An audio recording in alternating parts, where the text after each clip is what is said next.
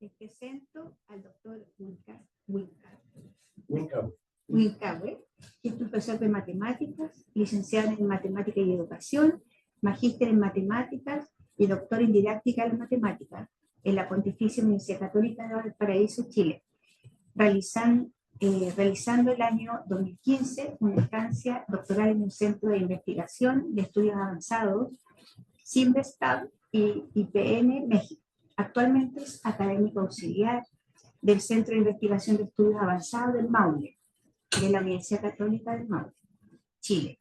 Es editor de la revista académica UC Maule, miembro del claustro del programa de doctorado en didáctica de la matemática, del doctorado en educación y del doctorado en didáctica de ciencias experimentales de la Universidad Católica del Maule. Entonces te dejo con tu... Bien, hola, ¿qué tal todo? Muy buenas tardes. Muchas gracias por la invitación, a Ricardo, a Sonia, por el contacto que hemos logrado hacer. Y bien, yo de alguna manera he estado trabajando en modelos matemáticos hace varios años. Y bueno, lo que quiero mostrarle hoy día son dos cosas. Una, principalmente, líneas de investigación propias de modelamiento matemático y de modelación matemática en la educación. Y también algunos resultados que he podido obtener del proyecto Fondes y Iniciación, en el cual fui responsable y que cerré hace poquito. ¿Ya? Dentro del título, ahora dándome cuenta, no lo logré sintetizar de la mejor manera, salió muy grande. Pero hay quizás algunas cosas que comentar con respecto a las palabras de modelización y modelación. Sí que en ese sentido uno podría identificarlas de una manera similar, equivalente, sin embargo nosotros dentro de nuestra disciplina hacemos la diferencia. ¿Sí? Cuando uno ve la literatura internacional, por supuesto, nos aparece como matemática modeling para poder referirnos a la educación matemática. Sin embargo, dentro de la línea, yo abrazo bien fuerte la concepción que hace Villa Ochoa en el año 2007 para referirnos a una modelización matemática cuando efectivamente realizo prácticas de modelización, es decir, uso constructos matemáticos para entender problemas reales, los desarrollo a partir de constructos de modelos matemáticos y resuelvo, pero sin necesariamente una intención educativa. Sin embargo, cuando tengo una intención educativa, realmente estas cosas cambian. ¿Sí? En ese sentido, nuestro lenguaje nos permite hacer esa distinción y en ese sentido la literatura, por lo menos en Latinoamérica, abraza esa concepción.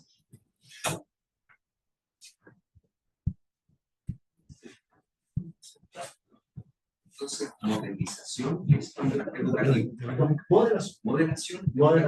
Sí. Es lo que hace el modelador matemático en su caso. Exacto. ¿Todo bien?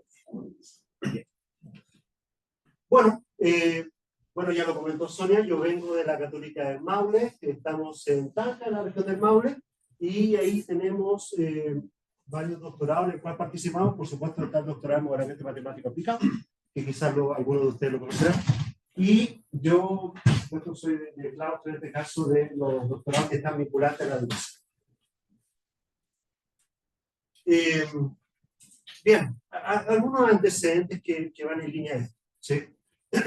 Primero que todo, cuando yo empiezo a establecer, digamos así, antecedentes para poder identificar cómo sucede la práctica de modelización para establecer implicancias en los aspectos educativos, es decir, en la modelación, realmente me empiezo a ubicar desde aspectos bastante basales, ¿sí? Desde aspectos de problemáticas que vienen no necesariamente con una intención educativa, pero aún así han sido sumamente interesantes para poder comprender algunas cosas. Ejemplifico acá en el papiro de James, o el papiro de Wien, que es el primer documento en donde se definen problemas matemáticos que tiene la historia. ¿Sí? Es un documento que tiene casi 16 metros de largo, 50 centímetros de ancho, y encontramos algunos problemas bien interesantes, por ejemplo, distribución de comida, distribución de tierras, y preguntas derechamente con una intención sobre cómo ocupamos la matemática en esos problemas. Me tocó en el año 2019, junto a Karina Vilches, empezar a profundizar un poco más en este problema de los tres cuerpos, a conocer un poquito más y darnos cuenta también qué fue lo que sucedió y qué cosas desencadenó. ¿Sí? Y en ese sentido nos dimos cuenta que efectivamente había un desarrollo interesante sobre este problema, pero nos empezamos a dar cuenta que los resultados iniciales que logró identificar Poincaré en esa época fueron germen para poder desencadenar otros conocimientos matemáticos. Estoy hablando incluso de teoría de sistemas dinámicos. ¿Sí? Y hoy día en el presente también nos damos cuenta que tenemos problemas que en la región del Maule son sumamente relevantes, por ejemplo, aspectos de sequía o aspectos de agricultura, que atañen problemas, por ejemplo, de optimización del agua. Y por lo tanto, todas esas prácticas de modelización actualmente hoy día están presentes en la región del Maule y por supuesto en todos los centros de investigación, por ejemplo aquí, por ejemplo allá. ¿Sí? Y por eso mismo son problemas que de alguna forma nos hacen hacer un entendimiento sobre el mundo que nos rodea. A partir de ello, nos empezamos a preguntar cuáles son las funciones de la modelación matemática cuando ya lo veo desde un aspecto educativo, para saber cuál es el impacto que uno pudiese tener. ¿Sí? La literatura, yo lo intento sintetizar en estas tres palabras, que realmente los modelos matemáticos ayudan efectivamente a hacer una descripción o una explicación o una predicción de alguna fenomenología. Hay alta literatura y vasta literatura que nos habla sobre la complejidad que implica trabajar con una habilidad, en este caso, de cómo es el modelar. ¿Sí? En el currículo nacional desde el año 2009 conocemos que el modelar es una de las 4 habilidades que atañe el currículo nacional y de alguna u otra forma ha tenido cada vez mayor protagonismo. ¿Sí? Inicialmente el objetivo de la matemática desde el año 2018 en el currículo hasta el comienzo de este año, comienzo del año pasado, estaba mostrando que el objetivo de la matemática en el currículo nacional era justamente explicar lo que pasaba en el mundo. Ese era el objetivo. Ese es el objetivo de enseñanza de la matemática en el currículo obligatorio en Chile. Y hoy día, eso yo diría que se debilitó un poco, pero aún así lo plantea que tiene un rol clave para poder hacer la comprensión del mundo.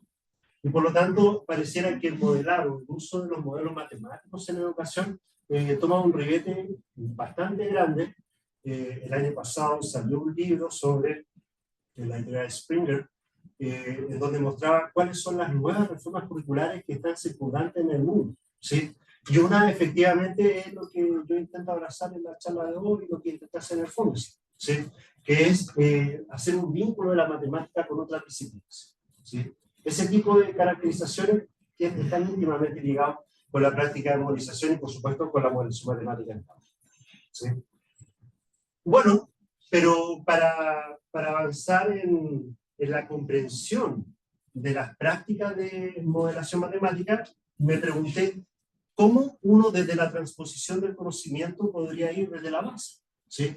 Es decir, si yo analizo qué es lo que está pasando en términos genuinos con respecto a la modelización matemática que hacen los modeladores matemáticos profesionales o académicos, podría eventualmente identificar luces para poder caracterizar con implicancias educativas qué es lo que puede suceder. Y por lo tanto, ese es un escenario de interés para esta investigación. Interdisciplina del modelamiento matemático. ¿Sí?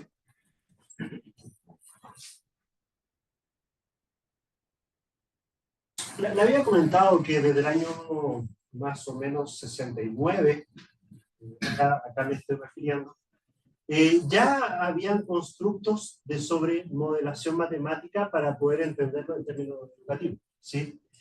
En ese sentido, hay una vasta trayectoria, y acá en esta diapositiva me quedé bastante corto con mostrar la multiplicidad de modelos que intentan hacer este ejercicio. ¿Sí? El primero que yo diría que se encadenó una discusión bastante grande, si bien por ser fundacional, pero también por tener una visión crítica frente a ello, es el modelo de Pollack, de Henry Pollack del año 69, en donde él plantea de que hay una matemática que está acá y algo que él le llamó el resto del mundo, ¿sí? Y la práctica de modelación realmente es la relación entre estos dos mundos, entre la matemática y el resto del mundo. Y dentro de la matemática, Pollack plantea que hay una matemática clásica aplicada, una matemática que es aplicable. Eso, de alguna manera, generó hartas críticas, ¿sí? Primero nos dimos cuenta que efectivamente acá hay una problemática que es didáctica, ¿sí? Que tiene una raíz epistemológica fuerte. Sin embargo, aquí desde el punto de vista matemático, uno podría decir, bueno, pareciera que si yo me ubico acá afuera, hay una matemática que no es aplicable, ¿no es cierto? Me ubico aquí. Acá hay una matemática que pareciera que es candidata a aplicable, pero todavía no conozco las aplicaciones, y acá hay algo que una matemática que es clásicamente aplicable. Yo diría que esa fue la primera crítica, o sea, identificar matemática que no es aplicable en este sentido generó muchas reflexiones con respecto a cómo poder seguir avanzando en este tipo de trazamientos teóricos. ¿Sí?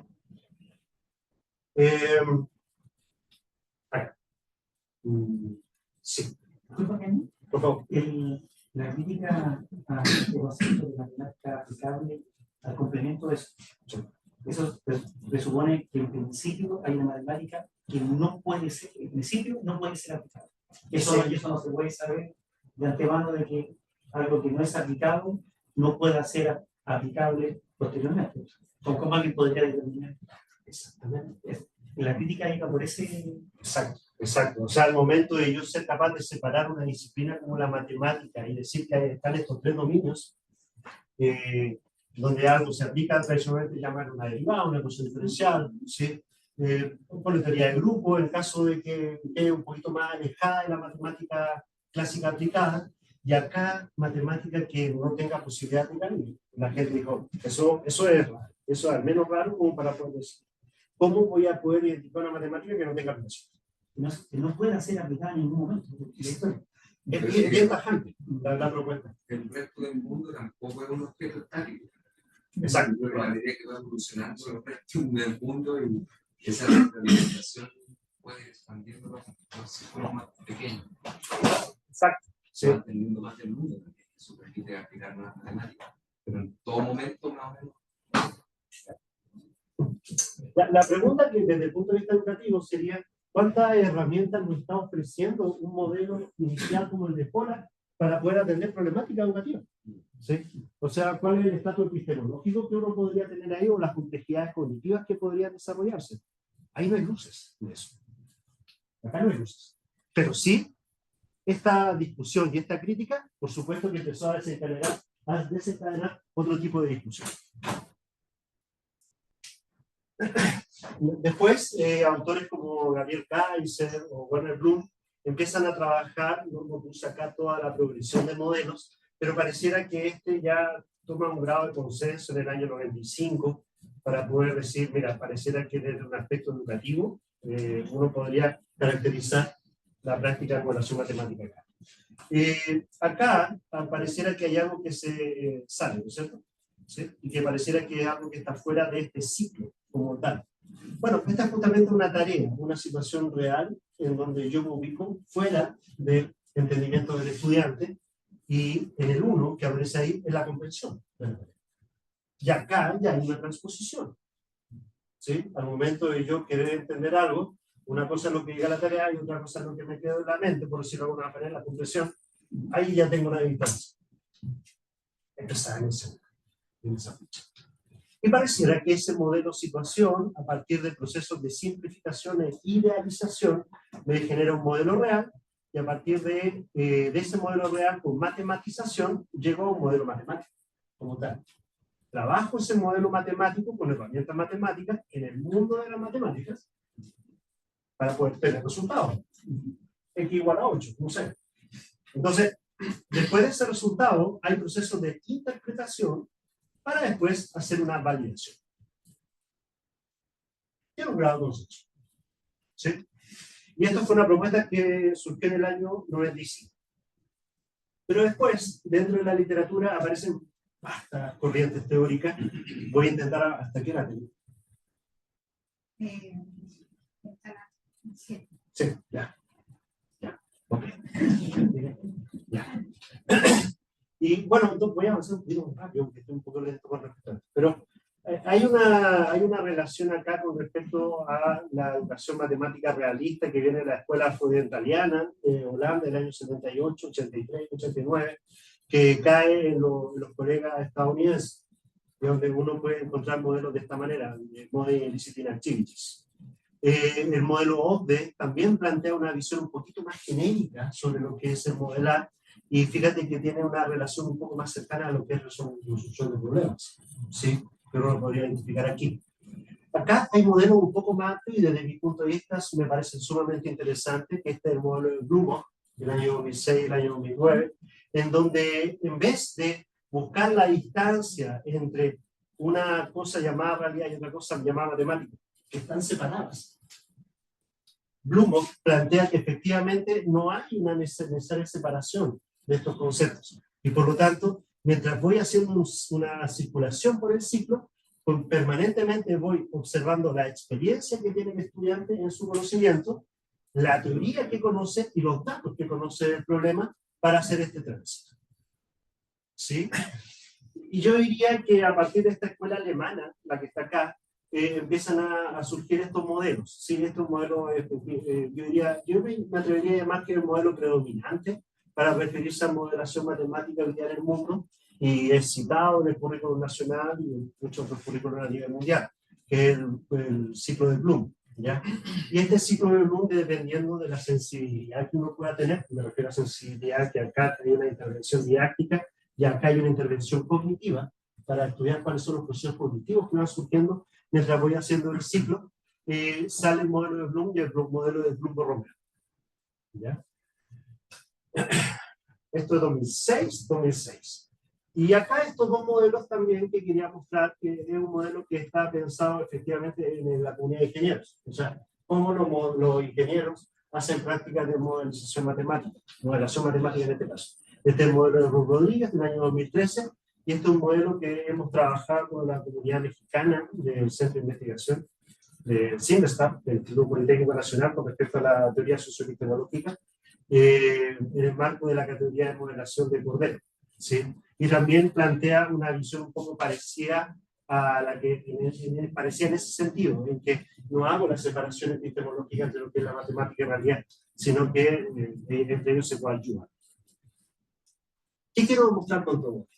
¿Sí? Que la multiplicidad dentro de la línea de investigación de evaluación matemática en educación, realmente tenemos una polisemia bastante grande.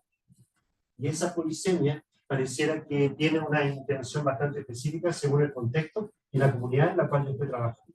Si estoy trabajando en este caso con ingenieros, o quiero estudiar procesos cognitivos, o quiero estudiar procesos más bien educativos, o aspectos más bien realistas. ¿Sí? Y cada uno tiene sus diferencias. Y uno puede seguir precisando y poder encontrar más cosas. Sin embargo, pareciera que hay algo que nos pueda reunir en sí. Perdón. Que todos, de alguna manera, quieren hacer el estudio de la relación entre la matemática y la realidad. ¿Sí? También uno podría preguntarme muy válidamente qué significa realidad. ¿Sí? Y en ese sentido yo me ubico en el caso de Popper del año 38 para hablar de que hay tres tipos de mundo. Este es un famoso artículo que habla de tres tipos de mundo, y ahí habla de la matemática concreta, la realidad mental individual y la realidad mental social. ¿Sí? Un ejemplo por ejemplo, cuando yo hablo quizás de un celular, quizás a todos se le ocurre algo parecido a un smartphone, y quizás eso podría estar en nuestra realidad mental social. ¿Sí? Pero quizás si yo hablo de una mesa, quizás no todos vamos a llegar al mismo concepto, y ahí puedo hacer una individualización de esa realidad. Referente a lo que estamos hablando de día, acá trabajé con modelación de las ecuaciones diferenciales de segundo orden, las ecuaciones mecánicas. Y ahí habla un punto muy importante, porque en los libros de vibraciones mecánicas viene el problema y la ecuación diferencial. El problema que se presentó en los alumnos fue que preguntaron de dónde sale esa ecuación diferencial. Y es la parte de ingeniería. Entonces, hay que saber el contexto físico que se modela aquí, se trabaja con ecuaciones diferenciales de la segunda ley de Newton, se trabaja también con la ley de Hooke. Hay que hacer una igualación de ecuaciones. Entonces, el desarrollo de esa parte de ingeniería también habla de la realidad, dependiendo qué movimiento vibratorio vamos a trabajar. Exacto, y de hecho, cuando uno parte en el modelo de Root, habla acá de un dominio real. ¿Sí? No habla como realidad como tal, sino de un dominio. ¿Sí? En ese sentido, cuando estamos en un entorno como la ingeniería, efectivamente, los dominios podrían ser un tanto más específicos, llamemos la ecuación del resorte, el ejemplo que nos está dando ahora. Entonces, ella prefiere hablar de un dominio. Y acá habla de un modelo pseudo concreto, y aquí habla ya de un modelo pseudo matemático o un modelo matemático. Sí, entonces, hace la transición entre justamente ese tipo de caracterización. Claro, entonces la pregunta que yo plantearía sería la pertinencia de este modelo para entender problemas de ingeniería. Quizás no es tanto si lo trabajo de él. Sí, bueno, cuando hablas del otro, el que está allá, ¿cómo es? El cognitivo. El del grupo Romero. Sí, ese es muy relacionado a la ingeniería. Porque el estudiante tiene que tener el proceso cognitivo para poder saber modelar la ecuación diferencial o sobre la ley de Hooke. Confidencialmente, entendiendo que no va a salir acá, Ruth a mí me dijo que se basó en el modelo del grupo Romero para poder hacer el modelo de... Sí. O sea, esta predominancia de la comunidad alemana fue sumamente interesante y por eso hoy día tiene un grado de predominancia. ¿Sí? Y eso ha afectado a otras propuestas de modelo. Bueno, y por eso mismo yo acá prefiero caracterizarlo como un modelo confortablemente, un constructo confortablemente polisémico. Más allá de quizás querer hacer la unificación de una conceptualización, me parece que es mejor dejarlo de una forma bastante más amplia para poder darnos cuenta que a partir del contexto en el cual yo esté trabajando, podría identificar cuál es el modelo adecuado, el cual me permite hacer un trazamiento en términos numéricos. Bien,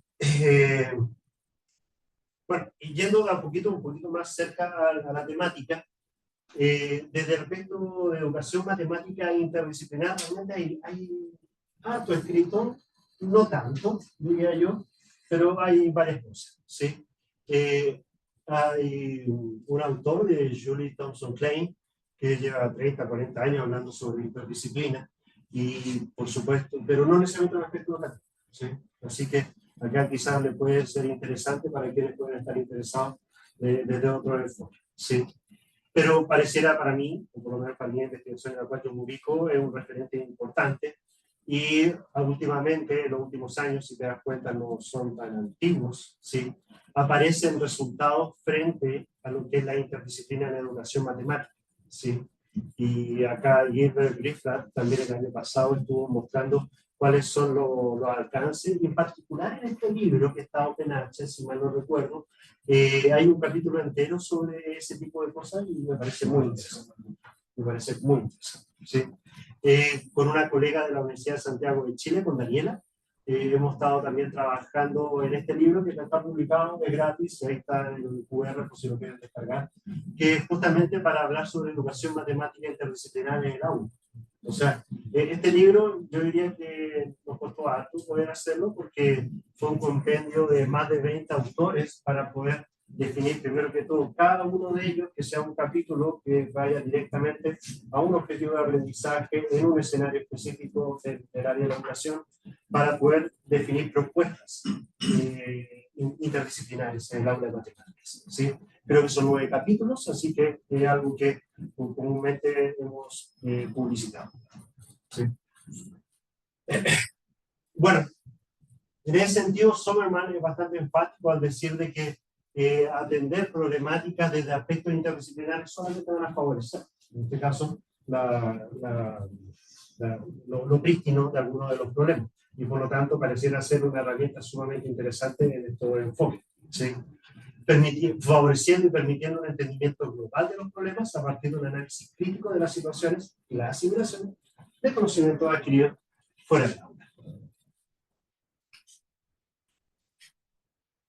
Bueno, lo había comentado un poquitito. O sea, Klein lo define muy claramente, o Bea en el año 2013 también lo hace.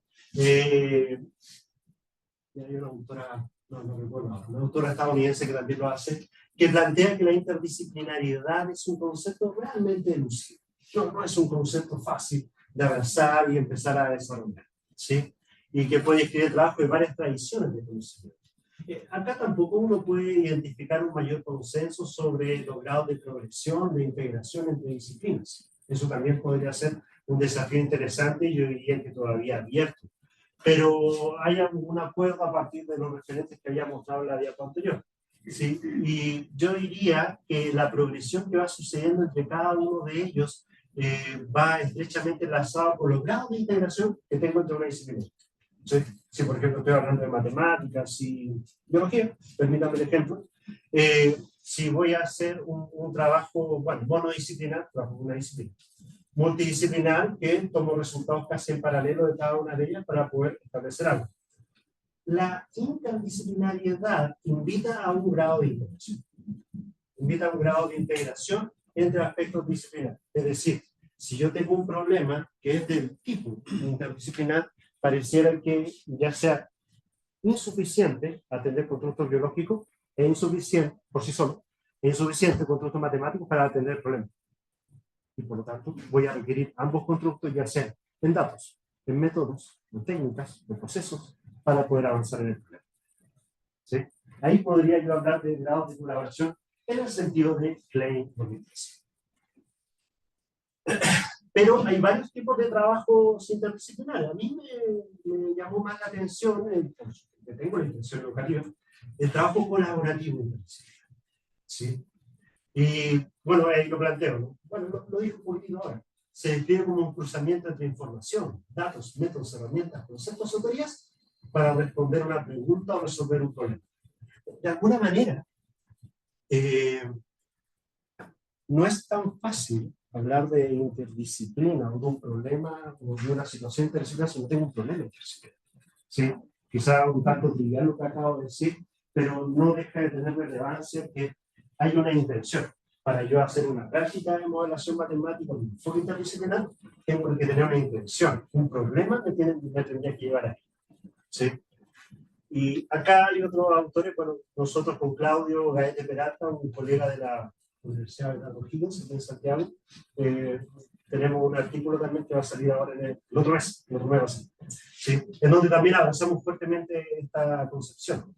La práctica interdisciplinar no es solamente el traslade entre dos más disciplinas, el apoyo de una sobre otra, o un posicionamiento jerárquico, sino el desarrollo de grados de colaboración y cruce entre disciplinas.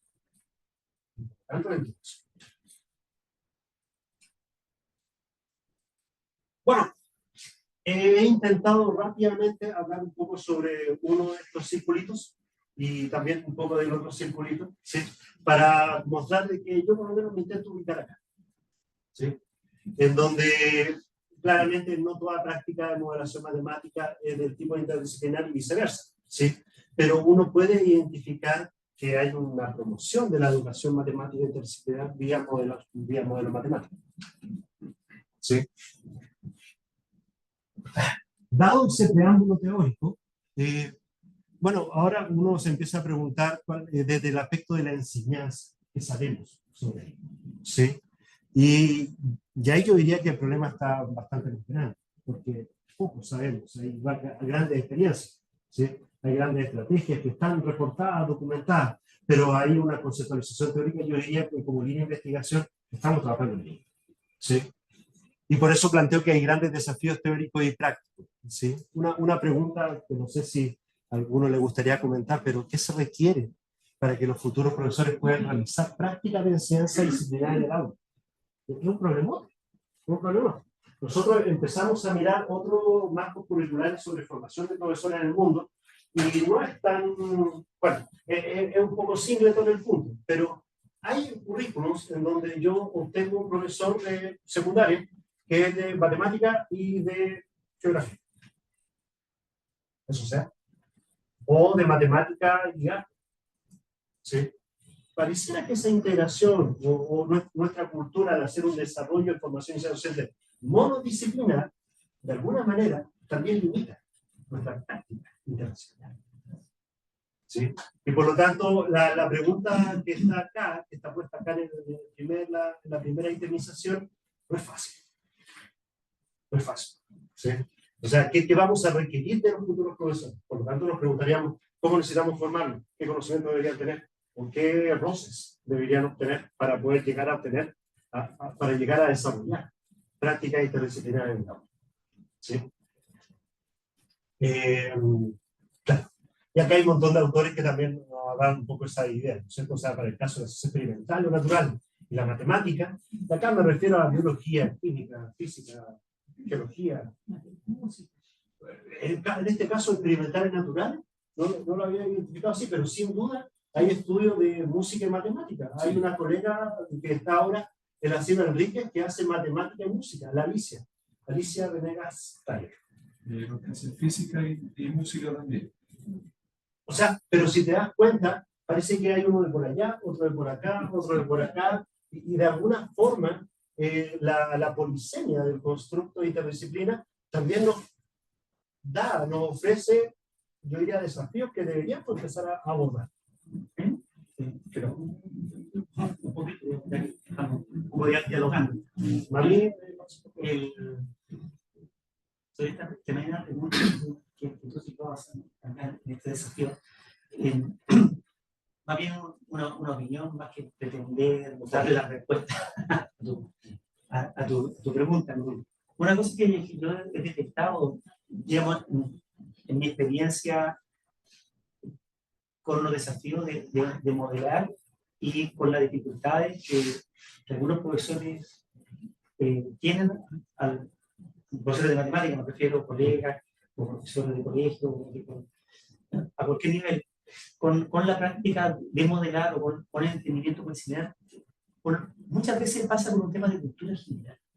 Claro, no necesariamente con un tema curricular, ya, como queremos formar profesores de matemáticas multidisciplinares, entonces bueno, vamos a colocar una asignatura de matemática y música, una asignatura de matemática y economía.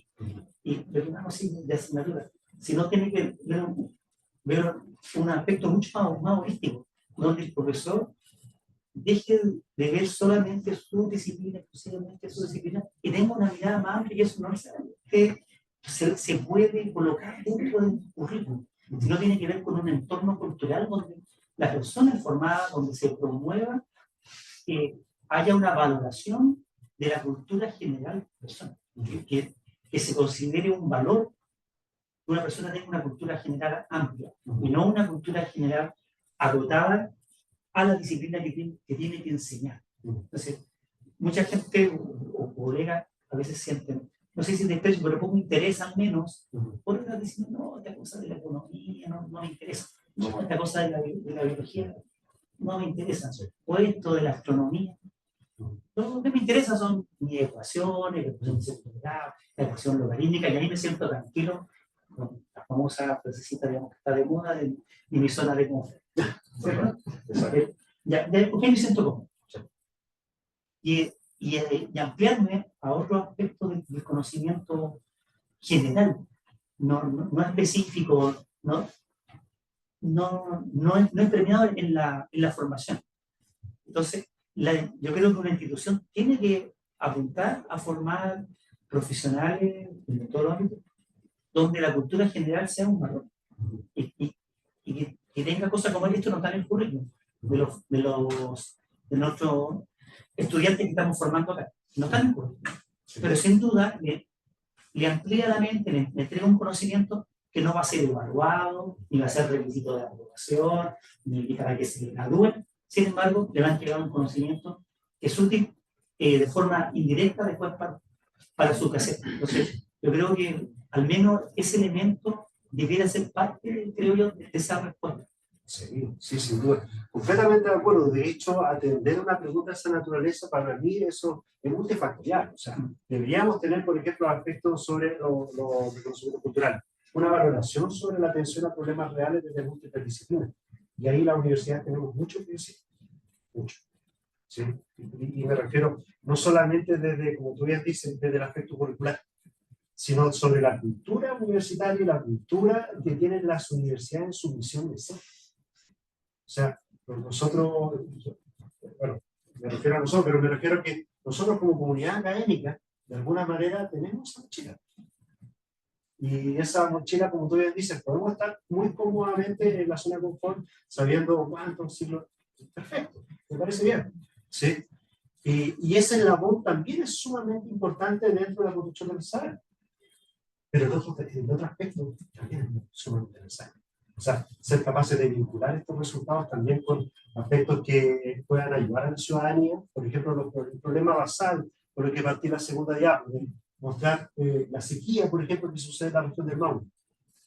Es un aspecto que es importante. Es importante porque afecta a la familia, a la ciudad, a la región de allá. Entonces, ¿cómo nos hacemos cargo de las universidades de eso? ¿Nos interesa hacernos cargo? O sea, no son preguntas que yo deba decir muy fríamente, pero sí son preguntas que permanentemente nos deben mover un poco el sol. Me estoy metiendo en otros temas. Pero bien, mira, esta pregunta para mí, desde mi punto de vista, es de un programa de investigación. Es una pregunta que me puede llevar varias décadas poder atender, ¿sí? Y lo más probable es que no tenga una única solución, porque lo más probable es que esto tenga una pregunta que tenga una dimensión sociocultural, ¿sí? La forma de responder esa pregunta aquí, lo más probable es que sea distinta en España, ¿sí? Y así. Sí. Bien. Bueno, no voy a avanzar eso, ¿sí? Pero bueno, de alguna forma he estado mostrando lo que dice acá. O sea, existe una necesidad de estudios empíricos que muestren cómo estas prácticas innovadoras impactan en los futuros profesores. De lo que voy a mostrar hoy día va vinculado fuertemente a lo que es la formación de profesores. ¿Ya? Que muestren cómo estas prácticas innovadoras impactan en los futuros profesores, además de conocer cómo pueden ser integrados en los currículos convencionales, ¿sí? En ese sentido, yo estoy tomando uno de los hilos que estábamos mostrando, pero también entendiendo de que el programa es muchísimo más claro. Y por lo tanto, lo que les voy a mostrar ahora tiene como objetivo explorar y describir la experiencia de implementación de un curso para futuros profesores de educación básica en ciencia y economía, ¿ya? Centrado en temáticas oceánicas para el desarrollo de un enfoque pedagógico interdisciplinario. ¿Sí? Entonces, te cuento muy rápidamente qué fue lo que hicimos con este equipo. ¿Sí? Ella es Ana Belén, de la región del Biobío. Ella es Carolina, es mi estudiante de un doctorado en educación. Y él es Joshua, que es estudiante de un doctorado en educación también de la Macrozona Celoso. ¿Sí? Ambos dos son estudiantes de doctorado en educación en consorcio, que está la UCM, la Católica de la Santísima Concepción, la del Biobío y la Católica también. ¿Ya? Y bueno, empezamos a trabajar en un artículo sobre la enseñanza interdisciplinaria para problemas oceánicos, la formación docente. ¿Ya? Muy rápidamente, te cuento como aspecto para no impacto. Hicimos en términos metodológicos análisis de contenido cualitativo, ¿sí? Es un autor que tiene bastante referencia en ese sentido. Tomamos, en este caso, 7 estudiantes mujeres, coincidió con ser mujeres, ¿sí? Los modificamos, por supuesto, la formación inicial, de educación primaria, se hicieron 12 sesiones semanales de 90 minutos, y nos centramos en particular en un objetivo de desarrollo sustentable que es la vida submarina, ¿ya? La profesora que hizo el curso tiene un perfil bien interesante, es profesora de matemáticas y recientemente finalizó su PhD en oceanografía, por lo tanto tiene una alta sensibilidad en los aspectos oceánicos y por su, como ya momento de ser profesora, eso le brinda justamente herramientas que otros oceanógrafos, siendo también esa herramienta, se ven. Magíster en matemáticas aplicadas. Gracias. Sí, gracias por el recorrido. Sí. Hicimos. Sí, primero hicimos un diseño de 2 etapas. ¿Ya? En una primera etapa, 6 clases, 6 sesiones cada una. La presentación era el sistema relacionado con los procesos oceánicos y en la segunda los aspectos educativos. ¿Sí? Y su relación con los aspectos curriculares nacionales más la creación de un proyecto de innovación. Nos pasó, bueno, después les comento esa otra cosa. Hicimos un pretest, Ya, y en ese pretest nos preguntamos, hicimos preguntas muy ingenuas, muy abiertas, como para que nos digan cuáles son las temáticas emergentes que están en el mundo del mundo submarino. ¿Sí? Y aparecieron 1, 2, 3 temas solamente. Y después de haber hecho el curso, bueno, aparecieron todos los que están acá, pues son emergentes, y por supuesto algunos se repitieron harto, por lo tanto hay ya por lo menos un mayor conocimiento sobre qué es lo que está sucediendo tanto en el mundo oceánico en futuros profesores de básica. ¿Ya? Se planteó también, estos son resultados globales, ¿sí? Que hay una innovación en la enseñanza tradicional y plantean justamente la necesidad de este tipo de cursos que se planteó en una modalidad optativa. ¿Ya? Por ejemplo, creo que es necesario, para cambiar la modalidad de aprendizaje docente, que existe hace muchos años, es una innovación que llamaría la atención y sería mucho más fácil dar entendimiento a los contenidos si consideramos no solo una asignatura, y más aún si implementamos capacidades artísticas, psicológicas, motoras, colectivas para un único objetivo. ¿Sí? Y también se hizo una valoración de la interdisciplinariedad como una oportunidad para la profundización de algunos temas, ¿sí? Ya que los estudiantes conocen mucho más de profundización de un tema, es más que desarrollan su pensamiento crítico a futuro. ¿Sí? Algunos resultados locales que van muy posicionados en este caso solamente a un estudiante, la estudiante E7, y esto nace a partir de la entrevista que se le hizo, ¿sí? Y efectivamente nos chocamos fuertemente con la experiencia en la formación que tenía esta estudiante, ya que ella estaba comúnmente acostumbrada a un trabajo bastante monodisciplinar, ¿sí? No me voy a atrever a decir cómo era, pero sí, si tenía el curso de matemáticas, tenía su matemática, si tenía el curso de ciencias experimentales, son ciencias experimentales. Cuando justamente es bastante armónica la vinculación cuando estoy trabajando en cursos en donde hay formación general. ¿Sí? Recordemos que en Chile la mayoría de los cursos la mayoría de la formación inicial docente en pedagogía general básica son profesores que se forman en términos generales después con un grado de especialización en algunas áreas. ¿Ya? Entonces, eso para esta estudiante fue sumamente interesante. ¿Ya? Y bueno, también otro comentario, la evidencia dice que nosotros lo vimos por el lado de que juntamos varias áreas y habilidades para cumplir un mismo objetivo. Uno explota los potenciales de los estudiantes sin darse cuenta que están aprendiendo áreas, van a estar trabajando en lo que a ellos les gusta, pero como a ellos les gusta, para interesarse en el tema. Acá, detrás de esto, de este comentario en particular, hay un supuesto que existe, yo diría, en las escuelas de Chile. ¿Sí? Por cosas que estoy haciendo en paralelo, me tuve que acercar a una fundación acá en Santiago para hacer una experimentación con 12 colegios. ¿Sí? Y le dije más o menos lo que quería hacer y corporación. Y esa corporación dijo no. ¿Por qué? Bueno, porque realmente nosotros nos apegamos estrictamente al currículum y cualquier otra actividad que salga del currículum no la vamos a hacer. Y ahí tomo lo que dice Ricardo, o sea, la actividad investigativa es salir de la zona de confort. Es avanzar hacia espacios donde las cosas no se saben. O sea, esa es la pega a nosotros. ¿Sí? La pega a nosotros no es trabajar donde se sabe, es trabajar donde no se sabe. Y por lo tanto, eso en investigación y en educación, por supuesto que pasa igual, pero chocamos con eso. Chocamos con el sistema. ¿Sí? Y esos espacios también cada vez son más acotados. En este caso, esta futura profesora dio una valorización sobre eso, en donde dice, claro, y por lo tanto acá viene un grado de importancia que yo no por lo había relativizado un momento, pero ahora me doy cuenta que no. O sea, si quiero realmente efectuar una tarea que sea viable y que sea ejecutable en el currículo nacional y en la escuela, tengo que hacer dialogar los aspectos curriculares de una asignatura con otra asignatura para que por lo menos tenga algún grado de actividad. Eso no me va a gustar. Hay obstaculizadores, por supuesto, en este ¿sí? Y nos dimos cuenta de algunas falencias que nos invitan, primero que todo, a hacer una revisión frente a la propuesta, pero también cómo podríamos dar conocimientos previos para que suceda la práctica interdisciplinar. ¿Sí? Algún aspecto también que uno podría decir, que es un poquito sine qua non. Es decir, si voy a hacer interdisciplina entre ciencias y matemáticas, tengo que saber de ciencias y tengo que saber de matemáticas. 10 minutos. Ya. Entonces nos enseñan física, química, pero en ningún momento se van a entrelazar para decir, esta materia me va a servir para verla con física y química. No, lo ven todo de forma individual. ¿Sí? Y acá yo diría que nos dolió que haya sucedido esto, porque queríamos que efectivamente nos mostraran algo, un proyecto como tal, genuino, y permítanme decirlo, a la estudiante les fue sumamente complejo avanzar en ellos. ¿Sí?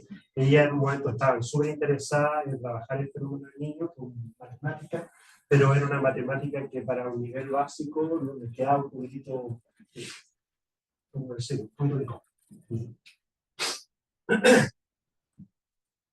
Bueno, pero encontramos también algunos facilitadores, por ejemplo, la matemática en ciencias y ciencias en matemáticas. O sea, ver esa reciprocidad. Usar la matemática en algo del océano, lo vamos a ver sí o sí en ciencias naturales. Entonces la profe como que nos abrió un poco la mente y lo puedo ver como otras áreas que no sean de ciencias naturales. Es decir, de alguna manera este curso está invitando también a que la interdisciplina pareciera que no es tan artificial. O sea, pareciera que hay un grado de naturalidad frente a las problemáticas interdisciplinarias que puedan tener los estudiantes. Voy a ver si es que puedo trabajar esto en otra área, porque todo se puede, aunque no lo haya hecho, no lo haya pensado de esa forma, no quiere decir que no se pueda. O sea, también este curso está invitando a que tienes que salir de tu zona de confort, a que puedas incitar otro tipo de prácticas para poder llegar a problemas más específicos. ¿Sí? Y por lo tanto, se confirma primero que todo el valor educativo de esta experiencia como una metodología innovadora dentro de la formación. ¿Sí? Yo por lo menos conozco bastante pocas experiencias que estén en la formación inicial docente en donde se desarrolla la interdisciplina. Y en ese sentido, esta experiencia ya nos está dando información para ello. La implementación del curso se percibe como una oportunidad para las futuras profesoras, ya que les brindó la posibilidad de desarrollar situaciones de aprendizaje interdisciplinar. Esto también nos pareció interesante, que abrazar los ODS pareciera que nos dio una ruta pertinente para hacer un trabajo interdisciplinar y que la promoción de conexión entre diversos temas permite una mayor motivación en el aprendizaje. El punto de la motivación es una gama muy grande, de mucha tradición en la educación, y por lo tanto nos dimos cuenta que hay aspectos motivacionales que se ven bastante favorecidos al momento de atender problemas que se vinculen entre ellos. Sí. Bueno, acá hay otras cosas que comentar. Mostré una pincelada chiquitita de lo que hice aquí en este proyecto, y Carolina está en el marco de eso, y este es el proyecto de Ana Belén que se desarrolló el año pasado. Estuvimos trabajando en colegios, en la ciudad de Los Ángeles, y yo diría que también intentamos hacer un trabajo con profesores en ejercicio, ¿sí? Y los profesores en ejercicio de alguna forma respondieron motivadamente, no nos dio más tiempo como para poder hacer una especie de instrucción un poco más formal, pero por lo menos ellos se dieron cuenta que habían alternativas, y tanto el libro que he ofrecido como otras experiencias también las ubicamos ahí, ¿sí? Bueno, gracias por su atención, ese es mi correo en caso de que quieran seguir conversando de forma electrónica. Muchas gracias.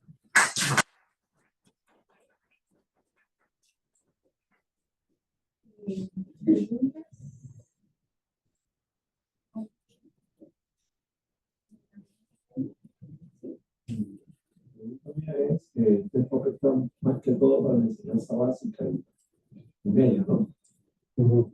Pero para enseñar modelación a nivel universitario también se puede aplicar. Sí, acá yo solamente quise mostrar este estudio que fue lo que hicimos entre segundo semestre del año pasado y un poquitito y un epsilon de este año.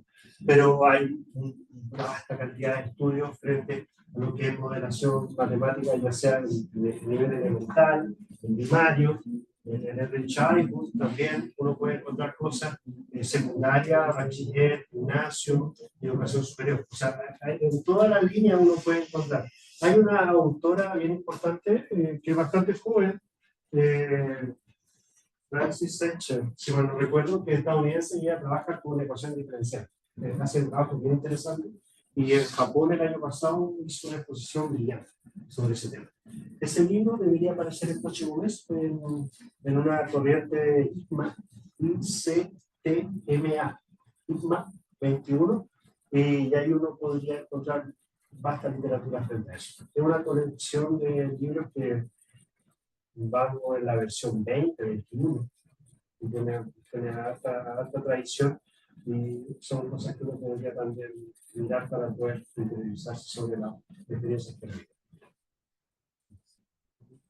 De contexto un poquito para discutir, pero quería entender mejor. Hay también el chat de preguntas. No, fue hace el chat. ¿Ah? Hace el chat, por si querían hacer preguntas. Que quería preguntarte sobre el público objetivo de esta investigación, como cuál es en qué eslabón de la cadena de poder, digamos, del conocimiento, yace esta investigación, porque por una parte me parece que es como investigación que le sirve a los curriculistas, por otra parte investigación que le sirve a los profesores, o por otra parte puede ser que le sirve a los que hacen las políticas públicas en educación. Entonces, yo quiero entender mejor cuál es tu target, porque la investigación la veo en eso también, ¿cachai? Pero quiero saber si existe un área, así como donde lo que tú haces es el área de eso, o esta es un área que, digamos, polonea con varios de estos aspectos. En particular, la investigación que está acá está trabajando fuertemente en lo que es la formación inicial docente. ¿No hay una pizarra por acá? No, tenemos imaginación. Ok, voy a bajar ahí. Esta investigación trabaja en la formación inicial docente, ¿sí?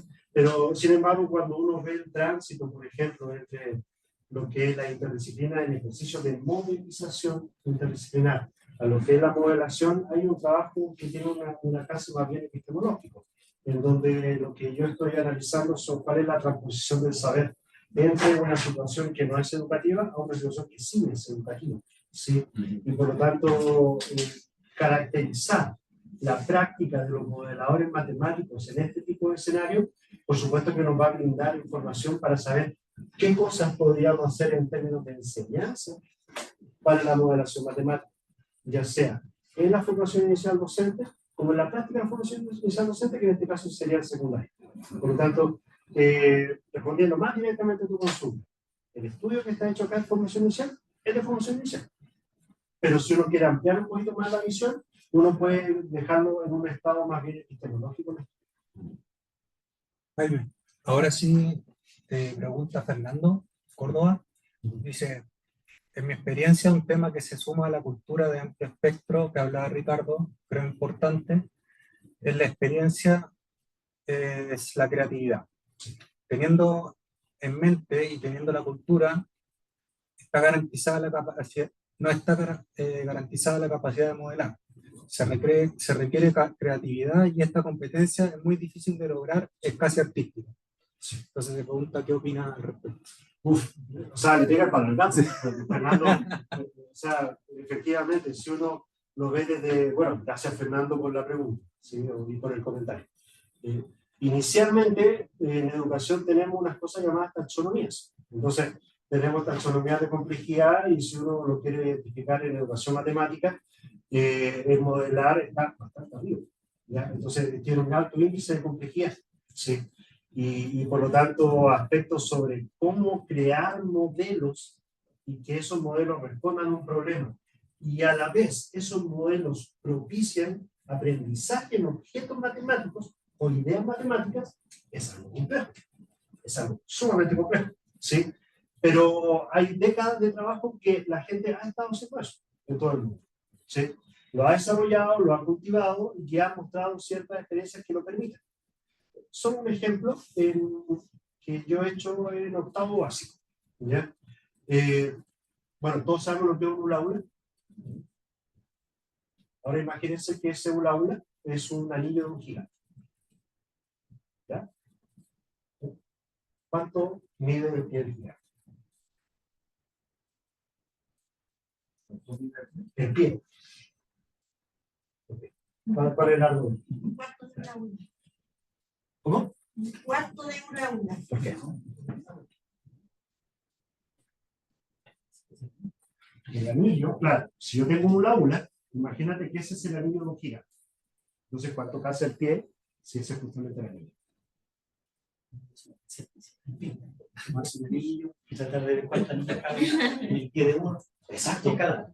Fíjate que esa experiencia requiere, como bien dice Fernando, mucha creatividad, mucha imaginación, pero yo eso lo he hecho unas 6 oportunidades en 6 escenarios distintos. Me atrevería a decir que entre el 90 y 95% de las personas han respondido de que el gigante mide entre 38 y 46 metros. ¿Y el pie? Entre 6 metros y medio y 10 metros. Siempre dan esa misma respuesta. Y la pregunta, una vez esta tarea la hice en un curso beta, como un PENTA, ¿sí? O sea, para niños con talento académico. ¿Sí? Entonces, me pareció súper interesante lo que pasó ahí, porque eran 4 chicos, ¿sí? Chicas, ¿sí? Y ellos estaban discutiendo porque no se ponían de acuerdo cuál era el avatar adecuado del gigante.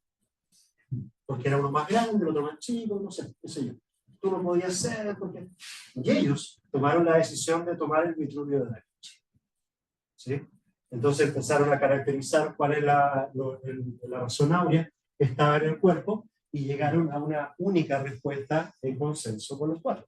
¿Sí? Si uno lo puede ver en términos interdisciplinarios, ahí sin duda hubo un aprendizaje y una valoración de, por ejemplo, aspectos del arte con la matemática. Yo una relación matemática que se puso al centro de la tarea para poder responder la pregunta de cuál es el largo del pie circular. Fíjate que esa tarea es bien interesante porque esa tarea no te dice cómo se hace. No te dice qué herramienta ocupar. No dice matemática. Pero todos llegan a un resultado más o menos parecido. No es el único, pero da rangos en donde, y esto me lo comentó Fernando hace varios años atrás, en donde la valoración de las hipótesis fueron sumamente interesantes como para valorar correctamente el modelo matemático. Sí. Pero también el problema es que hay que ver el diámetro del... Yo en la clase llego con el 1 a 1, por si acaso. El diámetro, y con el diámetro se ve el dedo, no el pie. Y de hecho esa es la tarea, o sea, ¿cuál es Sí, la claro, relación que tú haces? Sí, sí, Entonces, totalmente de acuerdo. hay una razón matemática que se puede desarrollar de acuerdo a la circunferencia de la mano. Y ahí comienza uno a desarrollar las medidas, y de acuerdo al dedo índice, puede medir el pie. Hay una relación. Sí, claro. Algunas personas tomaban simplemente el diámetro y empezaban a sumar. Sí, claro, Sí. por supuesto. Otras empezaron a decir, bueno, pero ¿cuántas veces? Y empezaron a hacer relaciones de todo el cuerpo para llegar a esa relación. Había unas más complejas que otras, otros caminos, cada uno tenía distintos caminos, pero todos hicieron proporcionalidad directa, todos dieron rango y todos tomaron un avatar humano para poder establecer ese cuerpo. Pero buscaron infinitas soluciones. Y ahí está la realidad mental social de Popper. Pues, la creatividad y la... A mí no me queda muy claro que en esa evolución que mostramos del multidisciplinar, interdisciplinar, transdisciplinar, que si hay diferencias en la última y cómo uno las caracteriza a esas dos. ¿Cuál?